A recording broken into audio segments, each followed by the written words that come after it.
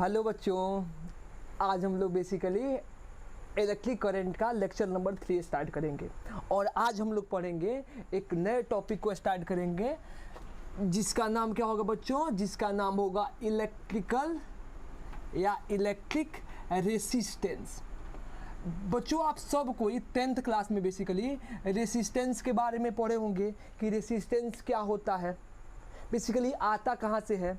तो बच्चों इसको समझने से पहले आप लोगों को एक चीज़ समझना होगा कि जो ओम्स लॉ क्या होता है। आप सबको पता है कि क्या होता है ओम्स लॉ। अभी हम लोग ज़्यादा डिटेल में नहीं जाते हैं। तो ओम्स लॉ क्या होता है बच्चों कि किसी भी कंडक्टर के जो दो टर्मिनल के बीच का क्या होता है, जो पोटेंशियल डिफरेंस होता है, ये पोटेंशियल डिफरेंस होता है वो किसके प्रोपोर्शनल होता है? वो प्रोपोर्शनल होता है क्या? इसके अंदर से जितना करंट फ्लो होगा। ये सब किसी को पता है। यहाँ से प्रोपोर्शनलिटी का साइन हटता है तो क्या आता है? कांस्टेंट आता है। तो V इक्वल टू आप लोग क्या पढ़े होते हैं? IR। और इस R को हम लोग क्या बोलते हैं बच्चों? इस R को हम लोग रेसिस्टेंस बोलते हैं। इस R को क्या बोला जाता है बच्चों? इस R को हम लोग रेसिस्टेंस बोलते हैं। तो इसी रेसिस्टेंस को हम पढ़ने वाले हैं कि इलेक्ट्रिक रेसिस्टेंस क्या होता है। तो सबसे पहले ये बताओ, हम लोग ये बेसिकली बहुत डिटेल में ओम्स लॉ को पढ़ने वाले हैं। बस इतना जान जाओ जो आप लोग 10th क्लास में जानते हो कि V इक्वल टू IR क्या होता है? ओम्स लॉ होता है आपके लिए। At constant temperature V equal to क्या? IR क्या है? Ohm's law. क्लियर है आपके लिए? ये V equal to IR ohm's law होता है कि नहीं होता है हम लोग आगे पढ़ेंगे, ठीक है।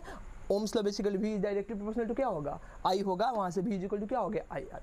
तो इलेक्ट्रिक रेसिस्टेंस क्या होता है? तो इतना सबको पता होगा बेसिक क्लास में कि रेसिस्टेंस क्या होता है। रेसिस्टेंस किसी भी मटेरियल की प्रॉपर्टी होती है जो क्या करती है बच्चों? जो उस मटेरियल से करंट के फ्लो को क्या करती है? अपोज करती है। यानी कि जितना ज़्यादा रेसिस्टेंस होगा या रेसिस्टिविटी होगा, आगे पढ़ेंगे हम लोग, यानी कि जितना ज़्यादा मटेरियल का रेसिस्टेंस होगा उसके अंदर से उतना ही क्या होगा? उतना ही करंट, उतना ही कम करंट का फ्लो होगा। क्लियर है बच्चों? तो अगर हम डिफिनीशन लिखना चाहें कि इलेक्ट्रिकल रेसिस्टेंस होगा क्या, तो हम लोग क्या लिख सकते हैं बच्चों? तो इलेक्ट्रिकल रेसिस्टेंस का डिफिनीशन लिखेंगे, it is the property of material which opposes the flow of current। ठीक है बच्चों, यहाँ से क्या हुआ? ये हम लोग डिफाइन कर सकते हैं कि बेसिकली क्या होगा, जो रेसिस्टेंस होता है, इलेक्ट्रिकल रेसिस्टेंस होता है, वो क्या होता है बच्चों? वो किसी भी मटेरियल की प्रॉपर्टी होती है जो क्या करता है? उस मटेरियल से करंट के फ्लो का क्या करता है? अपोज करता है। ठीक है बच्चों, जो रेसिस्टेंस है वो किस चीज़ पे डिपेंड करेगा, या रेसिस्टिविटी है वो किस चीज़ पे डिपेंड करेगा, उसको हम लोग धीरे धीरे पढ़ते हैं, धीमे धीमे। ठीक है, रेसिस्टेंस का जो फॉर्मूला होता है वो क्या होगा बच्चों? R बराबर क्या होता है? रो L डिवाइडेड बाई क्या? A। ये हमारा होता है रेसिस्टेंस का फॉर्मूला। आता कहाँ से? अभी प्रूफ करके दिखाते हैं। ठीक है बच्चों, ये R को हम लोग क्या बोलेंगे? R को बोलते हैं क्या? रेसिस्टेंस। इस R को बोलते हैं रेसिस्टेंस। L क्या हो गया बच्चों? लेंथ हो गया, लेंथ ऑफ कंडक्टर या बेसिकली लेंथ ऑफ ऑब्जेक्ट जिसका हम लोग रेसिस्टेंस लिख रहे हैं। बच्चों A क्या होगा? A होगा क्या? एरिया, क्रॉस सेक्शनल एरिया लिखो या एरिया लिखो। क्लियर बच्चों? और रो को हम लोग क्या बोलेंगे? रो को बोलते हैं हम लोग रेसिस्टिविटी। रो को क्या बोलते हैं? रेसिस्टिविटी। तो ये हमारा क्या हुआ? रेसिस्टेंस हुआ। ठीक है बच्चों, तो रेसिस्टेंस किस चीज़ पे डिपेंड करता है? रेसिस्टेंस बेसिकली रेसिस्टिविटी पे डिपेंड करेगा। और रेसिस्टिविटी क्या होता है बच्चों? रेसिस्टिविटी किसी मटेरियल की प्रॉपर्टी होती है, वो लेंथ वगैरह पे डिपेंड नहीं करेगा। फॉर एग्जांपल कि एज्यूम करो कि एक हमारे पास छोटा सा टुकड़ा है, ये ठीक है, कॉपर का एक छोटा सा टुकड़ा है। चलो ये कॉपर ले लिए। एक कॉपर का क्या है? ये बहुत बड़ा सा टुकड़ा है ऐसे। इसका लेंथ कितना है? एज्यूम कर लो L1। इसका क्रॉस सेक्शन एरिया कितना है? A1। इसका लेंथ कितना है? L2। और क्रॉस सेक्शन एरिया कितना है? A2। अगर इसकी रेसिस्टिविटी बच्चों रो है और ये सेम मटेरियल है कॉपर, तो इसकी भी रेसिस्टिविटी क्या होगी बच्चों? रो होगी। यानी कि रेसिस्टिविटी किस पे डिपेंड करता है? जो ये रो है रेसिस्टिविटी, वो किस पे डिपेंड करेगा बच्चों? वो मटेरियल की प्रॉपर्टी होती है, वो लेंथ और एरिया पे डिपेंड नहीं करता है। लेकिन जो रेसिस्टेंस है वो किस पे डिपेंड करता है बच्चों? वो लेंथ पे भी डिपेंड करता है और एरिया पे भी डिपेंड करता है। क्लियर बच्चों? तो अगर रेसिस्टेंस का सिर्फ हमको डिफिनीशन जानना होगा कि रेसिस्टेंस होता क्या है, तो रेसिस्टेंस क्या बोलेंगे बच्चों कि रेसिस्टेंस किसी भी मटेरियल का प्रॉपर्टी होता है जो क्या करता है, जो उस मटेरियल से करंट के फ्लो का क्या करता है, अपोज करता है, उस मटेरियल से करंट को फ्लो नहीं होने देगा। जो किस पे डिपेंड करेगा, लेंथ पे डिपेंड करेगा, एरिया पे डिपेंड करेगा, उस मटेरियल की प्रॉपर्टी पे भी डिपेंड करेगा। क्लियर है? तो ये हमारा क्या हो गया, रेसिस्टेंस हुआ। बच्चों ये वाला फॉर्मूला आता कहाँ से है, ये ओरिजिनेट कहाँ से होता है, ठीक है? तो इसके लिए कहाँ पे जाना होगा बच्चों हमको, इसके लिए हमको थोड़ा सा ड्रिफ्ट वेलोसिटी पे जाना होगा, ठीक है बच्चों? तो चलो हम इसका प्रूफ करके देखते हैं कि इसका प्रूफ क्या होगा। यानी रेसिस्टेंस R बराबर क्या हम लोग फॉर्मूला लिखे हैं, रो एल डिवाइडेड बाई क्या, ए। ये कहाँ से आया, R बराबर कितना, रो एल डिवाइडेड बाई ए। कहाँ से लिखना शुरू करते हैं, चलो हम लोग लिखते हैं। क्लियर है बच्चों? तो चलो लिखना शुरू करते हैं, प्रूफ इसका देखते हैं कैसे प्रूफ होगा। सॉरी, तो क्या लिखेंगे बच्चों, वी नो दैट, देखो ये जो भी फॉर्मूला होगा ओम्स लॉ के आसपास जो भी घूमेगा वो सब कहाँ से घूमेगा, बस हमारा जो ड्रिफ्ट वेलोसिटी और करंट में रिलेशन था वहीं से लेकर के आएंगे, ठीक है बच्चों? तो ड्रिफ्ट वेलोसिटी और करंट में रिलेशन याद है, बस बताए थे कि याद कर लो फॉर्मूला क्या होता है, आई बराबर क्या होता है बच्चों, आई बराबर क्या, वी ना। कैसे लिखेंगे, वी नो दैट आई बराबर वी ना, मतलब क्या हो बच्चों, करंट आई इक्वल टू क्या हो जाएगा, वी मतलब क्या, ड्रिफ्ट वेलोसिटी वी डी। यहाँ पे क्या लिख देंगे, ई, और क्या हो जाएगा एन इंटू क्या, ए। आई बराबर कितना, वी ना। यही ना रिलेशन होता है किसमें बच्चों, करंट, इलेक्ट्रिक करंट और ड्रिफ्ट वेलोसिटी में, जो हम पिछले लेक्चर में पढ़े थे हम लोग। यहाँ से रिलेशन पता है हमको कि आई बराबर क्या होता है, वी ना होता है। अब ये बताओ बच्चों कि अगर यहाँ से आई बराबर वी ना होता है, अगर हम ड्रिफ्ट वेलोसिटी क्या निकालना चाहते हैं, रेसिस्टेंस निकालना चाहते हैं, और हम बनाना क्या चाहते हैं, ओम्स लॉ बनाना चाहते हैं, कि इसको किससे कंपेयर करेंगे कि V इक्वल टू क्या होता है, आई इंटू आर। हमको बेसिकली क्या लाना है, यहाँ से बेसिकली करंट और पोटेंशियल में रिलेशन लाना है, वहाँ से ऑटोमेटिक क्या आ जाएगा, आर आ जाएगा। अच्छा ये बताओ, ये जो VD होता है ड्रिफ्ट वेलोसिटी, इसका हम लोग रिलैक्सेशन टाइम के साथ भी रिलेशन निकाले थे, याद है कितना होता है बच्चों रिलैक्सेशन टाइम के साथ इसका रिलेशन क्या होता था बच्चों? हम ये भी जानते हैं कि ये जो VD होता है, यहाँ पे लिख दो, VD बराबर क्या होता है बच्चों, E into E divided by क्या, M इंटू क्या होता था, टाउ एवरेज, याद है ना? और टाउ एवरेज क्या होता था, रिलैक्सेशन टाइम, यानी कि दो सक्सेसिव कोलिजन के बीच जो टाइम बचेगा, या जो टाइम मिलता है हमको दो लगातार कोलिजन के बीच, उसको हम लोग क्या बोलते हैं, उसको बोलते हैं रिलैक्सेशन टाइम। और ये क्या होता है, एवरेज रिलैक्सेशन टाइम, कि जितना क्या होगा, जितना कोलिजन होगा, कि जितना भी कोलिजन हो उसके बीच का जो एवरेज रिलैक्सेशन टाइम होगा उसको क्या लिखेंगे, टाउ एवरेज। तो यहाँ पे VD का वैल्यू क्या लिख दे बच्चों, E by M into tau average लिख सकते हैं, तो लिख दो यहाँ से। तो ये क्या हो जाएगा बच्चों, आई इक्वल टू क्या हो जाएगा, आई इक्वल टू लिख देंगे ई इंटू ई, क्या लिख दें बच्चों, या फिर रहने दो, ई बाई एम इंटू क्या, इंटू टाउ एवरेज इंटू क्या हो जाएगा, ई एन ए।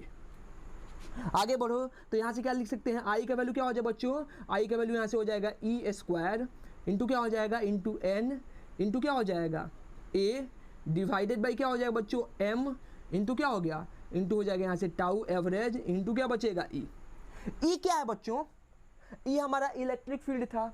किसके अंदर इलेक्ट्रिक फील्ड था, याद करो कल हम लोग पढ़े थे, ये क्या था, ये एज्यूम कर लो हमारा क्या था, ये कंडक्टर था जिसका लेंथ कितना है L, और इसके अंदर क्या था, इलेक्ट्रिक फील्ड E। तो ये बताओ, यहाँ से हम इलेक्ट्रिक फील्ड को पोटेंशियल के फॉर्म में लिख सकते हैं। एज्यूम कर लो कि इसके टर्मिनल के बीच का पोटेंशियल डिफरेंस कितना है, V। तो E इक्वल टू क्या हो जाएगा, V बाई एल। अरे E इक्वल टू क्या लिख सकते हैं, V बाई एल।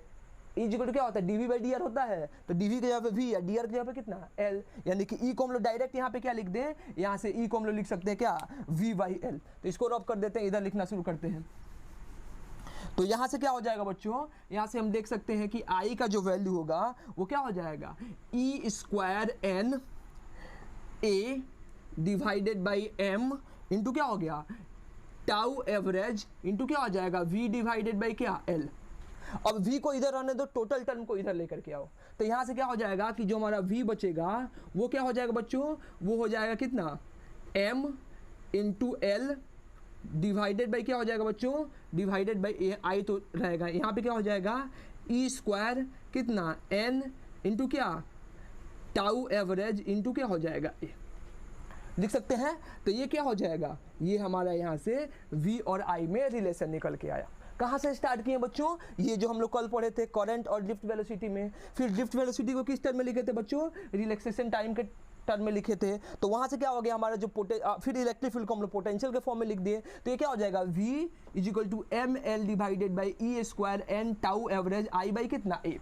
अच्छा बच्चों ये बताओ, ये V है, अगर इसको हम R एज्यूम कर ले, क्या देखो ना, इसको R एज्यूम कर ले, ये क्या हो जाएगा, V क्या होता है I × R।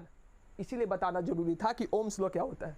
आप लोगों को पता है कि V क्या होता है IR, लेकिन यहाँ से आप कंपेयर कर सकते हो कि V क्या लिख सकते हैं, I तो है और इसके साथ क्या हो जाएगा R, यानी कि यहाँ से बच्चों R का वैल्यू कितना हो जाएगा, R का वैल्यू हो गया m डिवाइडेड बाई क्या E² n इंटू क्या बच्चों टाउ एवरेज इंटू क्या हो जाएगा L डिवाइडेड बाई क्या A।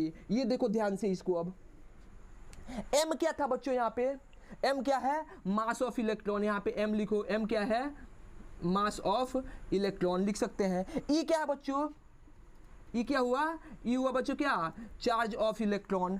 N क्या है, N क्या था बच्चों number of free electrons, free electrons per unit volume, ये भी लिखना जरूरी है, पर यूनिट वॉल्यूम। ठीक है, टाउ एवरेज क्या है बच्चों, यहां से लिख दो, टाउ एवरेज क्या है, average relaxation time, average relaxation time क्या है, एवरेज रिलैक्सेशन टाइम है। L क्या है लेंथ और A क्या है एरिया।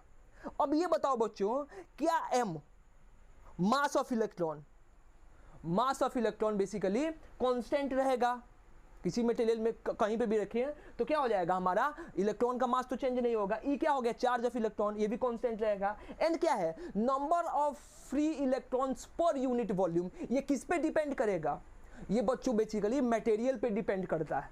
ये n number of free electrons per unit volume, अगर कंडक्टर है तो उसके पास number of free electrons per unit volume में फ्री इलेक्ट्रॉन्स क्या होगा, बहुत ज्यादा होगा। सेमीकंडक्टर है तो बहुत कम होगा, और बेसिकली अगर हमारे पास क्या है इंसुलेटर है तो होगा भी नहीं। ठीक है, यानी किस पे डिपेंड करेगा, मटेरियल पे n डिपेंड करेगा। टाउ क्या है एवरेज रिलैक्सेशन टाइम, यानी कि दो सक्सेसिव कोलिजन के बीच का टाइम, ये भी किस पे डिपेंड करेगा, मटेरियल पे डिपेंड करेगा। यानी कि ये देखो बच्चों, ये जो हमारा टर्म है m divided by E² n into tau average, इसमें m जो मास ऑफ इलेक्ट्रॉन है और E क्या हुआ चार्ज ऑफ इलेक्ट्रॉन, ये तो हमेशा कांस्टेंट रहेगा किसी भी कंडीशन में। लेकिन n और टाउ एवरेज किस पे डिपेंड करेगा, मटेरियल पे डिपेंड करेगा। और L और A तो ज्योमेट्रिकल प्रॉपर्टी है, तो इसको हम लोग क्या बोलते हैं बच्चों, इसको हम लोग रेसिस्टिविटी बोलते हैं। इसको क्या बोलते हैं, रेसिस्टिविटी, और इसको किसे डिनोट करते हैं, रो से।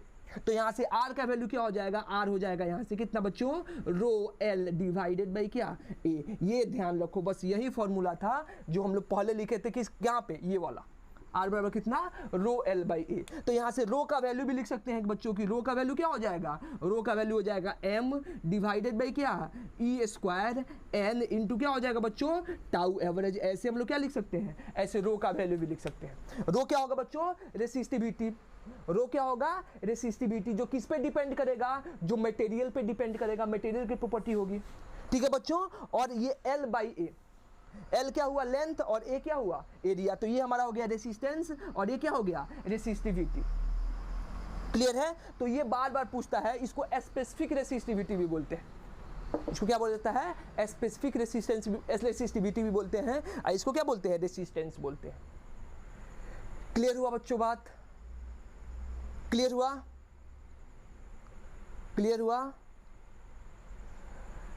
रेसिस्टेंस क्या होता है, रेसिस्टेंस क्या होता है, किसी भी मटेरियल की प्रॉपर्टी होती है जो करंट अपने से होकर के करंट के फ्लो का क्या करता है, अपोज करता है। फॉर्मूला क्या होता है, रो L बाई A। कहाँ से आता है, तो हम लोग प्रूफ करके दिखाए। रो क्या है रेसिस्टिविटी, ये किस पे डिपेंड करता है, मटेरियल की प्रॉपर्टी होती है। L क्या होगा बच्चों लेंथ हो जाएगा, और A क्या हो जाएगा, A basically cross sectional area हो जाएगा, जिससे होकर के जिसके परपेंडिकुलर क्या होता है करंट फ्लो करता है। ये जानना जरूरी है, ये क्रॉस सेक्शनल एरिया होता है। जैसे कि मान लो ये हमारा कंडक्टर हुआ, ये कंडक्टर, तो L क्या होगा ये वाला लेंथ, जिस लेंथ से हमारा करंट फ्लो करेगा, ये लेंथ, और ए क्या होगा बच्चों, ये एरिया होगा परपेंडिकुलर एरिया, यानी कि एज्यूम कर लो ये वाला हमारा क्या हो गया कंडक्टर, तो करंट ऐसे जा रहा है तो ये वाला लेंथ होगा, और एरिया क्या होगा बच्चों, ये वाला जिसके परपेंडिकुलर क्या हो रहा है, जिसके परपेंडिकुलर करंट का फ्लो होता है।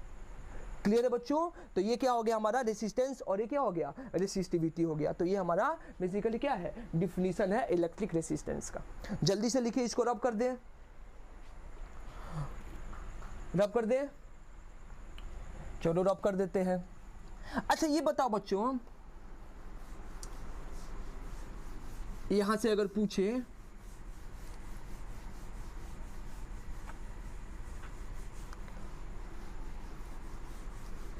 यहां से पूछा जाए, एक क्वेश्चन पूछ लेते हैं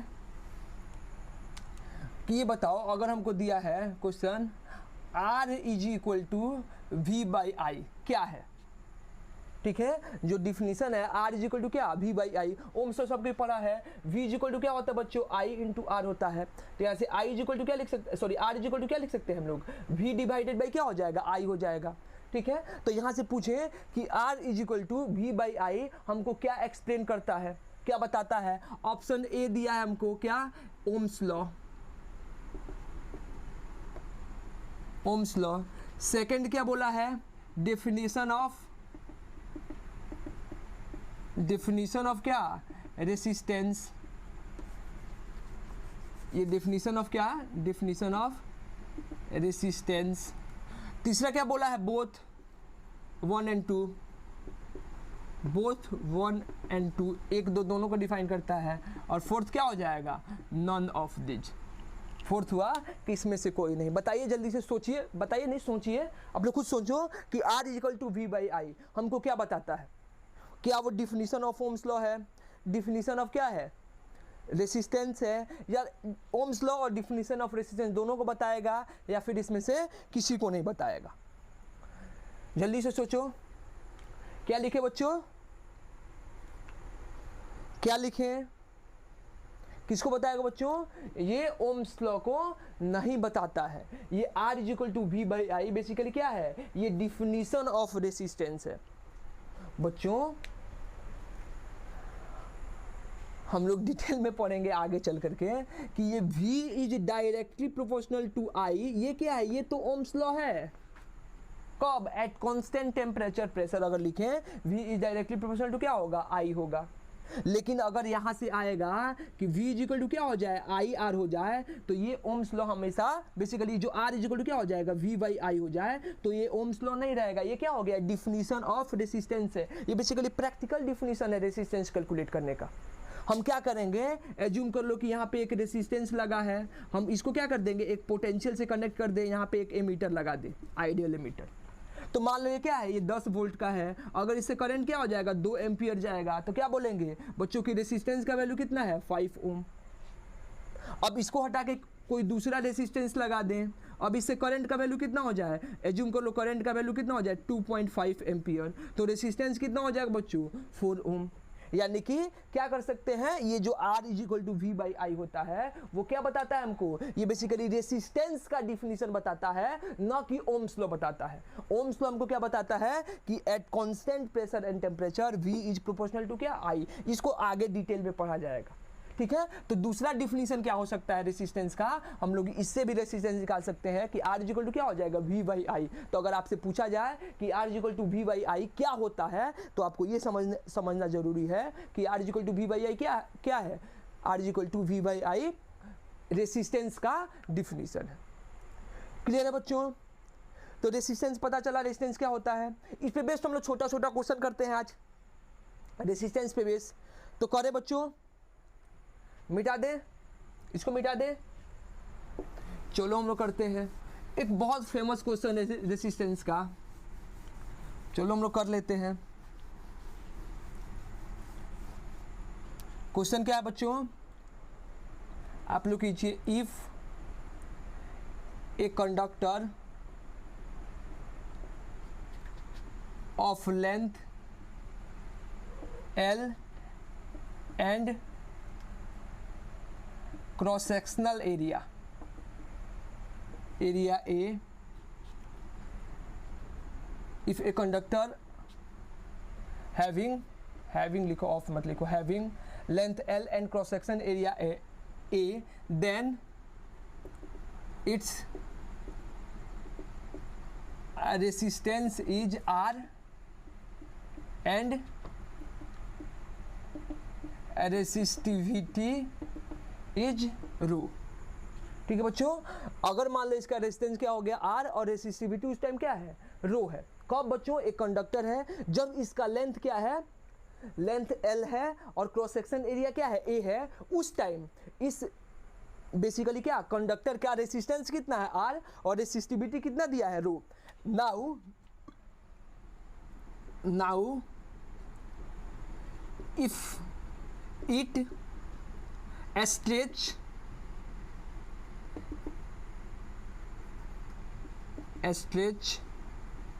in such a way that its length becomes 2L, then its new resistance and resistivity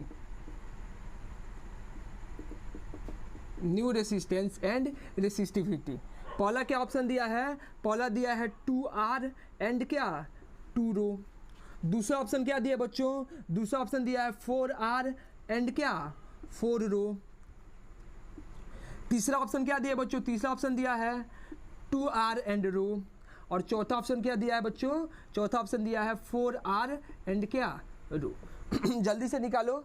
क्या बोला है हमसे बच्चों, हमसे ये बोला है कि एक कंडक्टर है जिसका लेंथ क्या है L और क्रॉस सेक्शन एरिया क्या है A। उस टाइम जब उसका लेंथ L और क्रॉस सेक्शन एरिया A है, उस टाइम बच्चों उस कंडक्टर का रेसिस्टेंस कितना दिया है हमको, उस टाइम उस कंडक्टर का रेसिस्टेंस है R और रेसिस्टिविटी कितनी है रो। अब क्या बोलते हैं, अब उस कंडक्टर को हम लोग स्ट्रेच करते हैं और स्ट्रेच करके उसका लेंथ कितना कर देते हैं, स्ट्रेच करके उसका लेंथ 2L कर देते हैं। तो बताना है कि उसका रेसिस्टेंस क्या होगा। ठीक है, तो हमको दिया है 2R 2 रो, 4R 4 रो, 2R रो और 4R रो। जल्दी से बताओ कि क्या ऑप्शन होगा इसका, जल्दी से कैलकुलेट करो।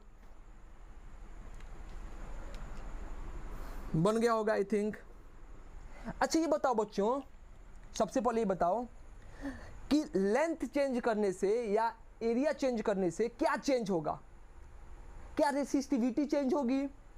रेसिस्टिविटी का फॉर्मूला लिखो। रेसिस्टिविटी का फॉर्मूला क्या लिखे थे अभी, बताते कितना होता है बच्चों, m डिवाइडेड बाई क्या E स्क्वायर n इंटू क्या था टाउ एवरेज। क्या इसमें कहीं लेंथ का यूज है, कहीं एरिया का यूज है, तो क्या रेसिस्टिविटी कभी चेंज होगी, ऑब्वियस सी बात है नहीं चेंज होगी। लेंथ और एरिया चेंज करने पे रेसिस्टिविटी चेंज नहीं होता है। तो रेसिस्टिविटी चेंज नहीं होगा तो पहला ऑप्शन भी गलत और दूसरा ऑप्शन भी गलत। या तो ये हो सकता है या फिर क्या हो सकता है ए। क्यों होगा, 3 होगा या 4 होगा, क्यों होगा बच्चों, क्योंकि रेसिस्टिविटी क्या रहेगा, रेसिस्टिविटी इसका सेम रहेगा, यानी कि चेंज नहीं होगा। सेम लिखो या फिर क्या लिखो, ये चेंज नहीं होगा। क्लियर हो बच्चों। अब क्या देखते हैं, रेसिस्टेंस। इनिशियली क्या था, लेंथ L था और एरिया क्या था, सॉरी लेंथ L और एरिया A था। तो R इज इक्वल टू क्या लिख देंगे बच्चों, रो L डिवाइडेड बाई क्या A। इनिशियली यहां पे लिख दो इनिशियली।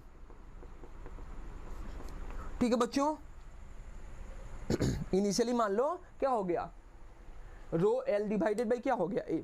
और फाइनली क्या करते हैं, फाइनली देखो यहां पे लिखेंगे फाइनली L कितना हो जाएगा बच्चों 2L। तो ये बताओ बच्चों, सबसे बड़ी बात है कि ये बताओ जो इसका वॉल्यूम है, पहले कंडक्टर का वॉल्यूम था V, लेंथ L था, एरिया A था। अब इसको खींचे तो लेंथ कितना हो गया 2L। क्या इसका वॉल्यूम चेंज हो जाएगा, वॉल्यूम चेंज नहीं होगा। इसका लेंथ तुम लोग खुद सोच सकते हो, इसका लेंथ अगर हम लोग खींचेंगे तो इसका एरिया क्या होगा, डिक्रीज होगा। सब किसी को पता है, सब किसी को पता है। देखो वो जो हम लोग बचपन में मिठाई खाते थे, वो जिससे खींचा जाता था, याद है उसको, देखो पहले अगर तो हम लोग गोटा करके एक साथ रखते थे तो इतना थिक रहता था, और उसी को अगर हम लोग लंबा करते जाते थे तो उसका थिकनेस या एरिया क्या होता था, कम होते जाता था, और इसका लेंथ क्या होता है, इंक्रीज होते जाता है। रबर ले लो, रबर को खींचो, पहले थिक रहेगा, एरिया ज़्यादा रहेगा, जैसे खींचते जाएंगे फैलता जाएगा, एरिया क्या होगा, डिक्रीज होता जाएगा, यानी कि वॉल्यूम क्या होगा, वॉल्यूम चेंज नहीं होगा। इसका मतलब क्या होगा बच्चों कि जो इनिशियल वॉल्यूम है वो किसके बराबर होगा, फाइनल वॉल्यूम। और वॉल्यूम क्या लिखेंगे बच्चों, A इंटू एल, तो एरिया कितना है A और लेंथ कितना है L। बाद में एरिया कितना हो गया हमको नहीं पता है, मान लो A डैश, लेंथ कितना हो गया, लेंथ हो गया 2L, तो L से L क्या हो गया, कैंसिल आउट, यानी बच्चों A डैश का वैल्यू कितना हो जाएगा A/2। लेंथ इंक्रीज किया तो एरिया क्या हो जाएगा, डिक्रीज कर जाएगा, कितना हो जाएगा, हाफ हो जाएगा। तो नया रेसिस्टेंस लिख सकते हैं फाइनली, क्या बोलते हैं बच्चों, R डैश, R डैश का वैल्यू क्या हो जाएगा, रो L डैश डिवाइडेड बाई क्या, A डैश। रो क्यों लिखे बच्चों, क्योंकि हम जानते हैं रो किस पे डिपेंड करता है, रो बेसिकली मटेरियल की प्रॉपर्टी होती है, वो मटेरियल पे डिपेंड करता है, ना कि लेंथ और एरिया पे डिपेंड करता है। क्लियर है बात। तो यहां से क्या लिख देंगे, L डैश का वैल्यू कितना हो जाएगा बच्चों, 2L, यानी रो इंटू कितना 2L डिवाइडेड बाई कितना हो जाएगा A/2। अब देखो ये ऊपर चला जाएगा, 2 कितना हो जाएगा 4, तो क्या हो जाएगा 4 रो L डिवाइडेड बाई क्या A। अब ये रो L बाई A क्या है बच्चों, R है, तो हमारा जो R डैश है, नया रेसिस्टेंस है, वो किसके बराबर हो जाएगा, जो हमारा नया रेसिस्टेंस है वो 4R के इक्वल हो जाएगा। तो हमारा ऑप्शन कौन सा करेक्ट होगा बच्चों, ऑप्शन हमारा 4th करेक्ट होगा, यानी रेसिस्टेंस कितना हो गया 4R और रेसिस्टिविटी क्या रहेगा, सेम रहेगा।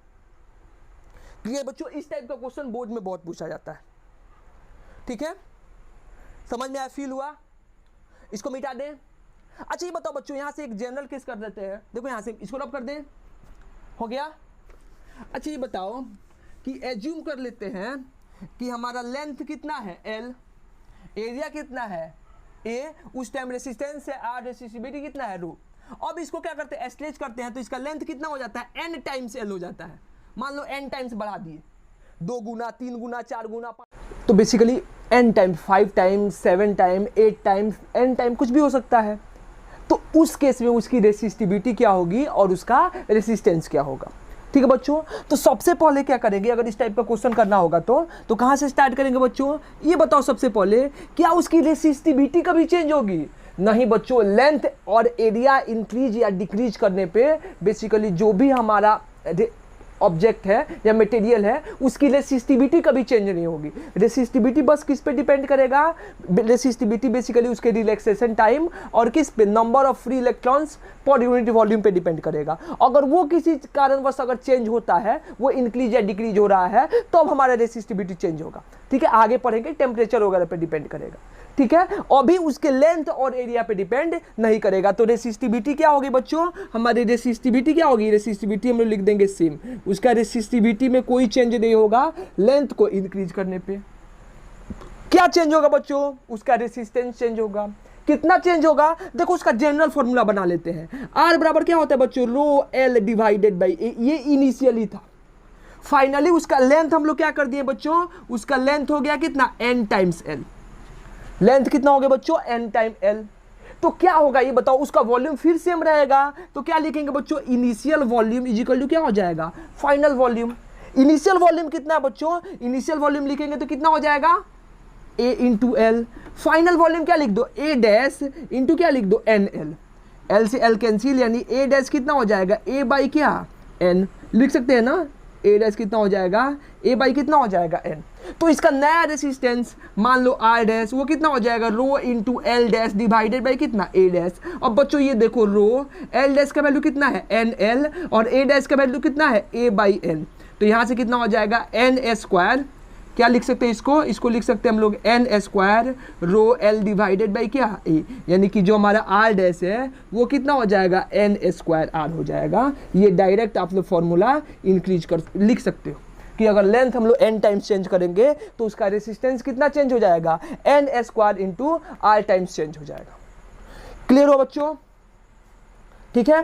तो ऐसे हम लोग इस टाइप का क्वेश्चन कर सकते हैं कि लेंथ या एरिया अगर इंक्रीज या डिक्रीज करे तो हम लोग कैसे उसका रेसिस्टेंस कैलकुलेट करेंगे। क्लियर है। अब चल जल्दी से लिखो, इसका क्वेश्चन करते हैं हम लोग आगे, दूसरे टाइप का क्वेश्चन करते हैं। जल्दी से लिख लो, मिटा दे इसको, मिटा दे बच्चों, चलो मिटा देते हैं। देखो एक और टाइप का क्वेश्चन आता है बेसिकली इस पे लेंथ वाइज और एरिया वाइज भी क्वेश्चन आता है, ठीक है। चलो एक क्वेश्चन करते हैं हम लोग, हमको क्या दिया हुआ है कि एज्यूम कर लो कि हमारे पास क्या है, एज्यूम कर लो कि हमारे पास ऐसा क्या करें हम लोग, चलो ऐसे क्या है, ऐसे एक बेसिकली हमको क्या दिया है,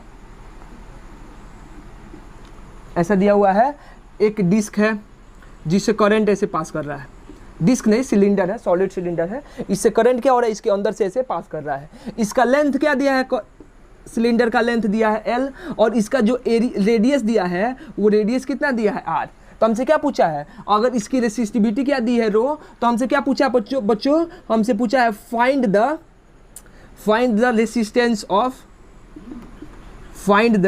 रेसिस्टेंस ऑफ कंडक्टर या बेसिकली क्या सिलेंडर। इस सिलेंडर के क्या निकालना है बच्चों, इस सिलेंडर का रेसिस्टेंस निकालना है कि इस सिलेंडर का रेसिस्टेंस कैसे निकालेंगे। क्लियर है, जल्दी से निकालो, निकल जाएगा बच्चों, निकल जाएगा, निकल गया होगा। देखो कैसे लिखेंगे इस टाइप का, बेसिकली इस टाइप के क्वेश्चन को कैसे सॉल्व करेंगे। देखो रेसिस्टेंस का फॉर्मूला क्या होता है बच्चों, R इक्वल टू क्या होता है, रो L डिवाइडेड बाई क्या A। रो क्या है रेसिस्टिविटी, L क्या है लेंथ, जिस लेंथ से हमारा करंट फ्लो कर रहा है, ये जानना जरूरी है। L क्या बताएगा, L वो बताएगा हमको कि L बेसिकली लेंथ बताता है जिस लेंथ से क्या होता है करंट का फ्लो होता है। और ए क्या बताएगा बच्चों, एक क्रॉस सेक्शनल एरिया होता है जिसके परपेंडिकुलर करंट का फ्लो होता है। ए क्या हो जाएगा, ये क्रॉस सेक्शनल एरिया होगा, ये वाला एरिया जिसके परपेंडिकुलर करंट जाएगा। तो ऐसे हमारा सिलेंडर है, ठीक है, इसका लेंथ क्या है L, इससे करंट जा रहा है, और ये वाला एरिया इसके परपेंडिकुलर क्या होगा, इसके परपेंडिकुलर करंट का फ्लो होगा। तो अगर इसका रेसिस्टेंस लिखना होगा तो R इक्वल टू क्या हो जाएगा बच्चों, रो L क्या हो गया, L तो L हो जाएगा बाई A क्या हो जाएगा इसका एरिया, और इसका एरिया कितना होगा बच्चों पाई इंटू R स्क्वायर। तो इसका रेसिस्टेंस क्या लिख सकते हैं हम लोग, R equal to rho L divided by कितना पाई R स्क्वायर, वो क्या हो जाएगा, वो इस सिलेंडर का रेसिस्टेंस हो जाएगा। क्लियर है बच्चों, लिख सकते हैं ऐसे। तो ऐसे एक और छोटा क्वेश्चन कर लेते हैं। बेसिकली क्या है, अगला क्वेश्चन करते हैं हम लोग।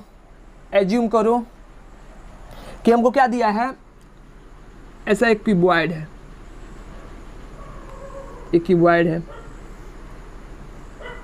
ऐसे क्यूब नहीं क्यूबॉइड, ठीक है।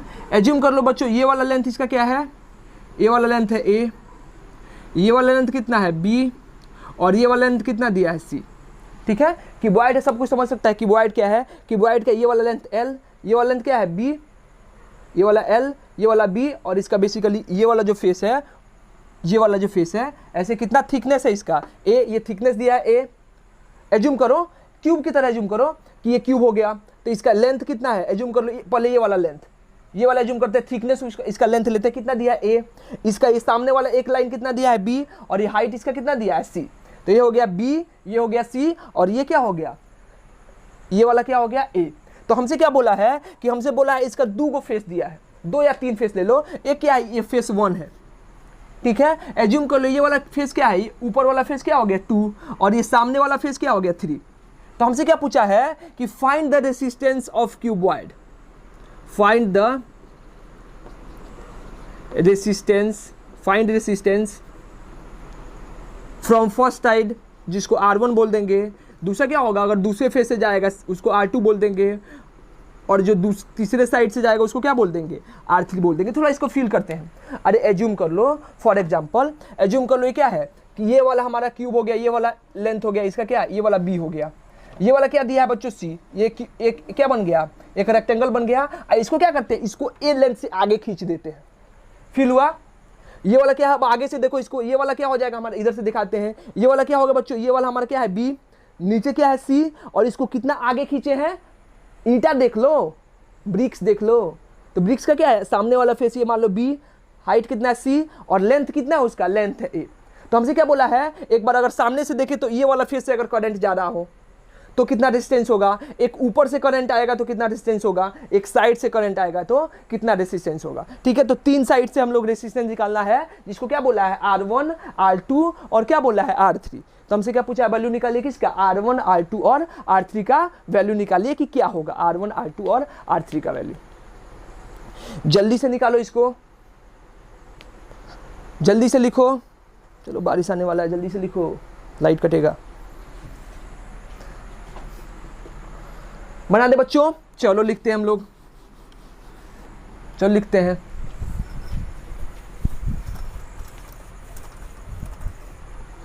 चलो लिखते हैं बच्चों, यहां से क्या हो जाएगा, चलो लिखते हैं पहले ए के अकॉर्डिंग R1 लिखते हैं बच्चों, क्या हो जाएगा रो L1 डिवाइडेड बाई क्या, इसको A1 बोल दें, रो L1 बाई क्या हो जाएगा A1, रो को रो रहने दो बच्चों, L1 क्या हो जाएगा लेंथ, जिस लेंथ के थ्रू क्या होगा, जिस लेंथ के थ्रू हमारा बेसिकली करंट का फ्लो होता है वो क्या हो जाएगा, वो हमारा L हो जाएगा, लेंथ हो जाएगा।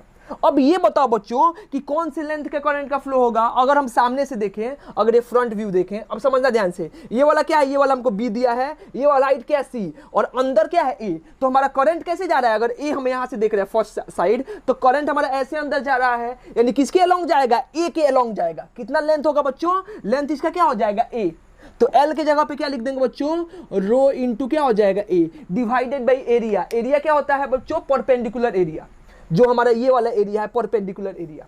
तो परपेंडिकुलर एरिया कितना होगा बच्चों, देखो ये अंदर वाला था, सामने वाला देखेंगे तो ये लेंथ कितना है B, और ये वाला लेंथ कितना है C, तो इसका एरिया कितना हो जाएगा सामने वाला B इंटू C, तो क्या लिख देंगे रो A डिवाइडेड बाई कितना BC, ये क्या हो जाएगा, ये हमारा R1 हो जाएगा।